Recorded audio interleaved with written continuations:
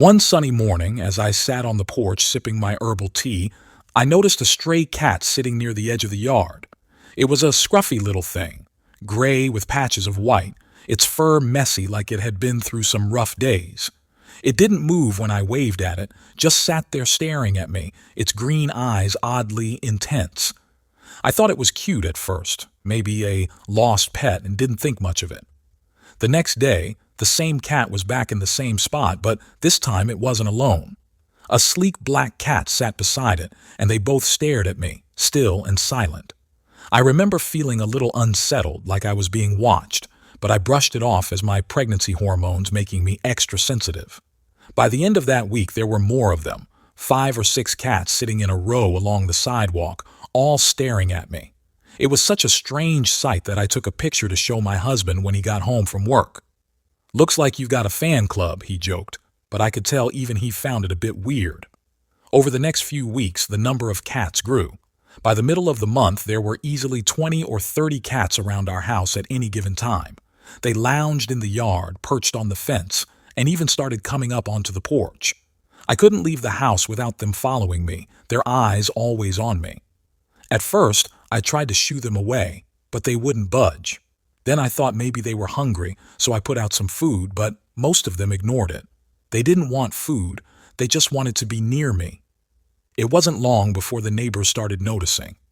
Every time I went to the grocery store or took a walk, I'd catch people staring or hear them whispering. "There's the cat lady," one kid said loudly to his mom as I passed by. I laughed it off at first, but inside, I was starting to feel uneasy. One of the older women in the neighborhood, Mrs. Harper, stopped me at the mailboxes one morning. She was sweet and grandmotherly, always baking cookies for the neighborhood kids, but this time she had a serious look on her face. "I don't want to scare you, dear," she said, "but cats don't just act like this for no reason. They know things. They see things we can't." She didn't explain what she meant, and I didn't ask. That night, I couldn't sleep. I kept hearing soft meows and the occasional scratch at the windows. My husband, who'd been skeptical about the whole thing, finally admitted he was getting creeped out too. "It's like they're guarding you," he said, half joking, but there was worry in his voice. The next day, we called animal control, hoping they could help. The officer who came out took one look at the scene and said, "This is definitely not normal." He tried to scare the cats off, but they scattered only to return within minutes. It was like they weren't afraid of anything. The real turning point came a week later. I started having these vivid dreams where the cats were surrounding me, their eyes glowing in the dark, their voices low and almost human as if they were trying to warn me of something. In one dream, a shadowy figure loomed over me, but the cats formed a protective circle around me, hissing and clawing until the shadow disappeared. I woke up drenched in sweat, my heart pounding. The dreams became more frequent, each one more intense than the last. I couldn't shake the feeling that something was coming, something dangerous. Desperate for answers, I called my friend Hannah, who was into all kinds of spiritual stuff.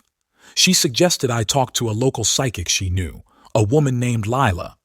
I wasn't the type to believe in psychics, but at this point, I was willing to try anything. Lila was warm and calm, her little shop filled with crystals and the smell of sage. When I told her about the cats, she nodded as if she'd heard this story 100 times before. "They're protecting you," she said simply. "There's a reason they're here, and it has to do with your baby. Your child is special, and something doesn't want them to be born." Her words sent chills down my spine. She explained that the cats were acting as guardians, sensing a dark energy that was trying to harm me and my unborn child. Lila gave me some protective charms and a ritual to perform, saying it would help strengthen the cat's efforts and keep whatever it was at bay. I felt silly lighting candles and chanting words I didn't understand, but as I performed the ritual, I felt a strange sense of peace. That night, the meowing outside grew louder, almost deafening, but by morning, most of the cats were gone. Only a few remained, sitting calmly in the yard, their watchful eyes now softer, almost reassuring. The rest of my pregnancy went smoothly after that. The dream stopped, and the oppressive feeling that had hung over me lifted. When my son was born, he was healthy and perfect in every way. We named him Caleb, and from the moment I held him, I knew there was something extraordinary about him. The few cats that stayed behind would occasionally sit near the house, but they no longer followed me everywhere. It was as if their job was done, and they were just checking in now and then. To this day, I don't know exactly what happened or why those cats chose to protect me. Maybe it was just one of those strange, unexplainable things, or maybe Lila was right about the dark energy and the special nature of my child. All I know is that I'll always be grateful for those mysterious, watchful creatures. They may have been just cats to anyone else, but to me, they were my silent protectors, my unexpected guardians, in a time when I needed them most.